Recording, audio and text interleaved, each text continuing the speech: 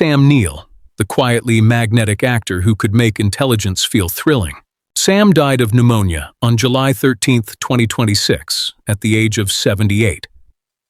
To millions, he will always be Dr. Alan Grant, racing through Jurassic Park with equal parts fear, wit, and wonder. But his range reached far beyond dinosaurs. From The Piano and Dead Calm to Hunt for the Wilder People and Peaky Blinders. Neill brought warmth to serious roles and surprising depth to adventurous ones.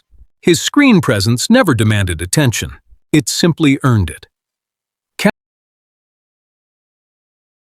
Catherine O'Hara died on January 30, 2026, at 71. Her death was caused by a pulmonary embolism, with rectal cancer listed as an underlying condition. O'Hara was one of those rare comedians who could make a raised eyebrow feel like an entire monologue. She gave us the frantic mother in Home Alone, the wonderfully strange Delia Dietz in Beetlejuice, and the unforgettable Moira Rose in Schitt's Creek. Every character was precise, fearless, and entirely her own. She did not just play eccentric women, she made them impossible to forget. James Van Der Beek died on February 11, 2026, at 48, after living with stage 3 colorectal cancer. For a generation of viewers, Dawson's Creek was more than a teen drama, and his role as Dawson Leary was at the center of it. He later showed his comic timing in Don't Trust the Bee, in Apartment 23, and his dramatic side in Varsity Blues. In recent years, he spoke openly about illness, family, and gratitude. His legacy is not only the famous face of 1990s television, but the honesty he brought to life after fame.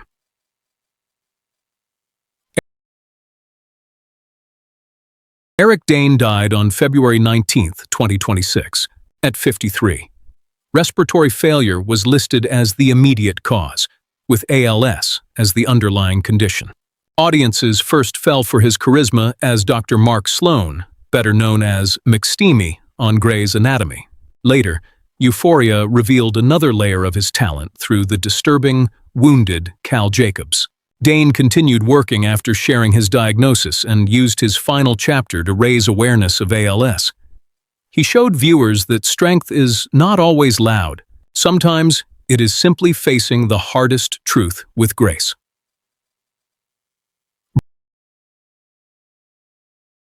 British character actor Michael Byrne died on June 20, 2026, at 82. No cause of death was publicly released. Byrne had a gift for authority, danger, and icy control. He was Colonel Vogel in Indiana Jones and the Last Crusade, Gellert Grindelwald in Harry Potter and the Deathly Hallows, Part 1, and a memorable presence in Braveheart, Gangs of New York, and Tomorrow Never Dies. He often played men who seemed to carry secrets behind every sentence. Even in a brief scene, Byrne could make the stakes feel higher. Chuck Norris died on March 19, 2026, at 86. His family chose not to make the cause public. Long before internet jokes turned him into a legend, Norris was a real martial arts champion who built a career on discipline, screen toughness, and a uniquely calm style. He became an action favorite in The Way of the Dragon, Lone Wolf McQuade, Missing in Action, and Code of Silence. Then Walker, Texas Ranger, made him a household name. Norris represented an old-school kind of action hero, direct, focused, and never afraid to stand alone. Robert Duvall died peacefully at his Virginia home on February 15, 2026, at 95. His family did not share a specific medical cause. Duvall's career was a masterclass in becoming the character rather than simply portraying him. He was Tom Hagen in The Godfather, Lieutenant Colonel Kilgore in Apocalypse Now, Gus McCrae in Lonesome Dove, and Max Sledge in Tender Mercies, the role that earned him an Academy Award. He could play power, vulnerability, humor, and heartbreak without ever looking like he was acting. Robert Duvall made truth look effortless. Vincent Pastore died on August 1, 2026, at 80. The exact cause had not been publicly confirmed. He was best known as Salvatore Big Pussy Bonpensiero in The Sopranos, a role that turned a hard-looking mobster into one of television's most tragic figures. Pastore also appeared in Goodfellas, Gotti, Law and Order, and many crime dramas. Yet friends often remembered his gentleness off-screen. Big Pussy's story was about loyalty, fear, and betrayal, and Pastore gave every part of it a deeply human weight. Marcia Lucas died from metastatic cancer on May 27, 2026, at 80. She was not usually the person audiences saw on camera, but her fingerprints were all over some of cinema's most powerful moments. As an editor on Star Wars, American Graffiti, and Taxi Driver, she shaped rhythm, emotion, and clarity in ways viewers could feel even if they never knew her name. Her Academy Award-winning work on the original Star Wars helped turn a bold space adventure into a timeless story. Marcia Lucas proved that some of film's greatest artists work just outside the spotlight. Jazz lost a giant when Sonny Rollins died at home on May 25, 2026, at 95. No official cause was announced. Known as the saxophone colossus, Rollins made improvisation feel like a conversation between genius and instinct. Albums such as Saxophone Colossus, The Bridge, and A Night at the Village Vanguard remain essential listening, while songs like St. Thomas and Olio became standards. He never treated music like a museum piece. Every solo felt alive, risky, and new. Rollins did not simply play jazz. He kept asking what jazz could become. Neil Sedaka died on February 27, 2026, at 86, from atherosclerotic cardiovascular disease, with kidney failure contributing. His career was built on melodies that seemed to arrive already familiar. Calendar Girl, Oh, Carol, and Breaking Up Is Hard to Do made him a hitmaker, while Laughter in the Rain and Bad Blood gave him an extraordinary comeback years later. Sedaka understood the emotional architecture of a pop song. One clear feeling, one unforgettable hook, and a chorus that stays with you long after the record ends. Bob Weir died on January 10, 2026, at 78. After beating cancer, he later succumbed to underlying lung problems. As a co-founder of the Grateful Dead, Weir helped create music that refused to stand still. His guitar work and weathered voice shaped favorites including Sugar Magnolia, Playing in the Band, and Truckin'. After Jerry Garcia's death, Weir kept the spirit moving through Rat Dog and Dead and Company. For Deadheads, he was more than a musician. He was a bridge between generations, proving a song can change every night and still feel like home.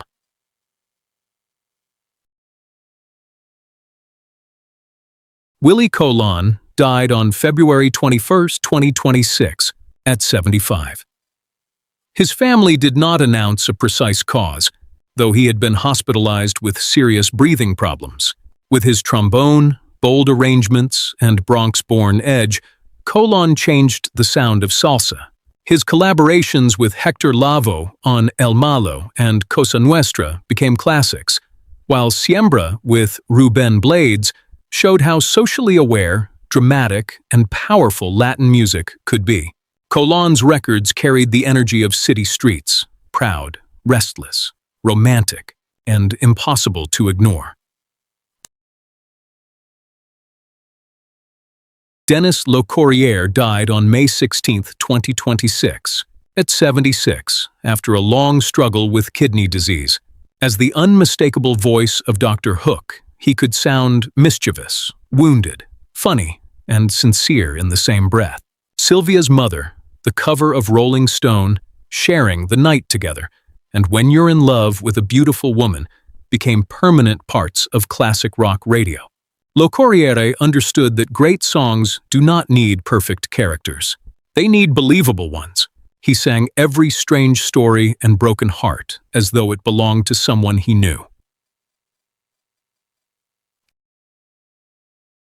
Clarence Carter died on May 13, 2026, at 90, from pneumonia complications following an advanced prostate cancer diagnosis. Blind since birth, Carter built a remarkable career through sharp guitar work, a warm Southern voice, and an ability to turn pain into song. Slip Away made him a star, Patches earned him a Grammy, and Strokin later introduced him to a new audience. Carter's music could be tender one moment and mischievous the next. That balance is why his voice still sounds so alive. Rob Bass died on May 22, 2026, days after his 59th birthday, following a private battle with cancer. Alongside DJ EZ Rock, he created It Takes Two, one of the most instantly recognizable records in hip-hop history. Its opening beat has powered dance floors, films, commercials, arenas, and celebrations for decades. Joy and Pain showed that the duo had more than one hit in them. Rob Bass helped make rap feel joyful, communal, and electric. Some songs belong to their time. It Takes Two became bigger than its time. Africa Bambaataa died from prostate cancer on April 9, 2026, at 68. His 1982 recording, Planet Rock, fused hip-hop with electronic music and opened doors for electro, techno, dance music, and generations of producers.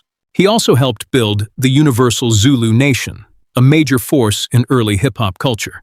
His later life was shadowed by serious abuse allegations, but Planet Rock's musical influence remains undeniable. It sounded like the future arriving early, and it changed what audiences believed a hip-hop record could be.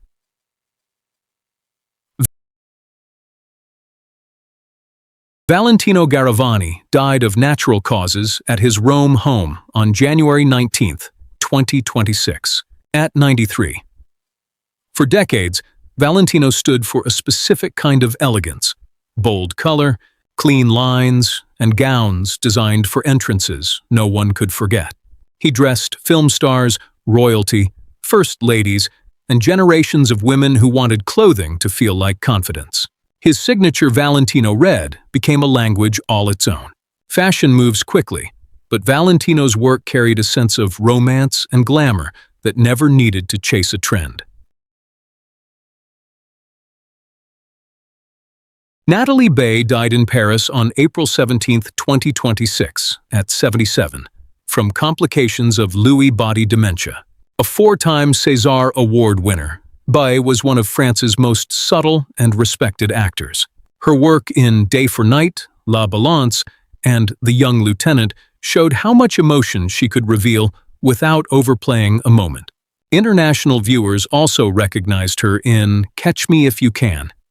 Bay could make silence feel charged, turning a glance into a confession and a pause into a whole private history. Mary Beth Hurt died on March 28, 2026, at 79, after living for years with Alzheimer's disease. A three-time Tony nominee, she brought exceptional intelligence and emotional precision to stage and screen. Audiences remember her in Interiors, The World, According to Garp, The Age of Innocence, and 6 Degrees of Separation. Hurt was especially brilliant at playing characters whose strength lived beside fragility. Her performances did not announce themselves. They unfolded slowly, then stayed with you long after the final scene. Patrick Muldoon died suddenly at home on April 19, 2026, at 57. The cause was a myocardial infarction, with a pulmonary embolism and a hereditary blood clotting disorder also contributing. Soap fans knew him as Austin Reed on Days of Our Lives, while others remembered Richard Hart on Melrose Place and Xander Barkalow in Starship Troopers. Muldoon had the ease of a classic leading man, but his best work often appeared when confidence cracked and uncertainty showed through. That made him more than a familiar face. James Tolkien died peacefully on March 26, 2026, at 94. No specific cause was released. His sharp voice, fixed stare, and perfect delivery made him Hollywood's unforgettable authority figure. He was Principal Strickland in the Back to the Future trilogy, forever warning students about becoming slackers, and Commander Stinger in Top Gun. Tolkien also appeared in war games, Serpico, and Dick Tracy. He understood the value of a supporting role. A few well-placed lines, delivered exactly right, could make a character live forever.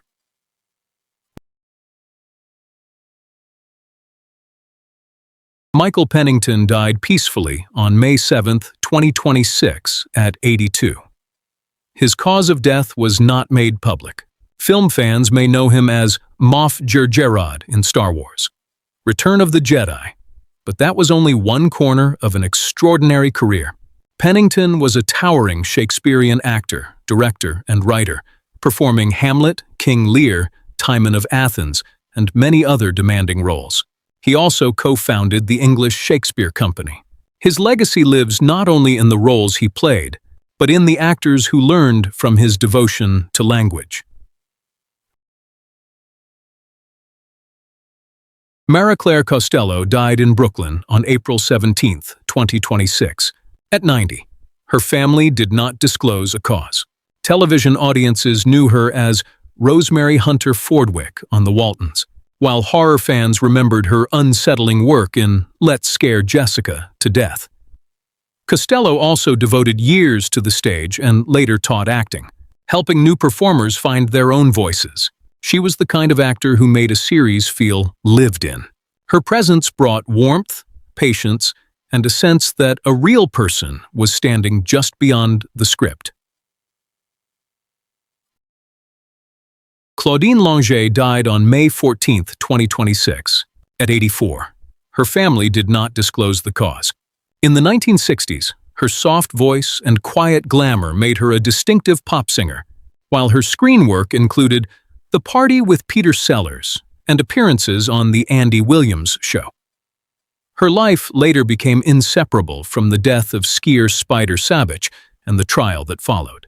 Still, the recordings remain, delicate, dreamy, and unmistakably of their era. They preserve the artist who first captured the public's attention. Donald Gibb died at his Texas home on May 12, 2026, at 71, after ongoing health complications. His family said he had faced throat cancer and a recent heart attack. Gibb's imposing build made him a natural tough guy, but he understood comedy better than most. As Ogre in Revenge of the Nerds, he created one of the 1980s most memorable cult characters. He was also Ray Jackson in Bloodsport. Gibb could walk into a scene and change the energy instantly, mixing intimidation with a surprising sense of fun. Alan Osmond died at his Utah home on April 20, 2026, at 76. No official cause was announced, though he had lived with multiple sclerosis for decades. As the eldest performing Osmond brother, he was the musical organizer and steady hand behind the family group. The Osmonds' One Bad Apple and Down by the Lazy River became pop favorites, but Alan's role was often behind the scenes, guiding, arranging, and keeping everyone moving together.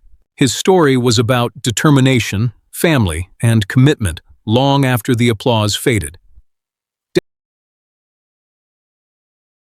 David Allan Coe died on April 29, 2026, at 86, following a short stay in intensive care. His representative did not disclose the medical cause. Coe lived at the rougher, stranger edge of country music. He recorded You Never Even Called Me by My Name and The Ride, and wrote, Take this job and shove it for Johnny Paycheck. His career was provocative and often controversial, but at his best he wrote like a storyteller who knew every barroom, back road, and bad decision by heart. Looking back at these lives, one thing becomes clear. Fame is temporary, but great work keeps traveling. A film can return an actor to us in a single scene. A song can take us back to a room we thought we had forgotten. A performance can make someone feel close years after they are gone. Which of these stars made the biggest impact on your life? Share the film, song, show, or memory you will always carry with you in the comments. And subscribe to The Last Spotlight, where the fame may fade, but the legacy remains.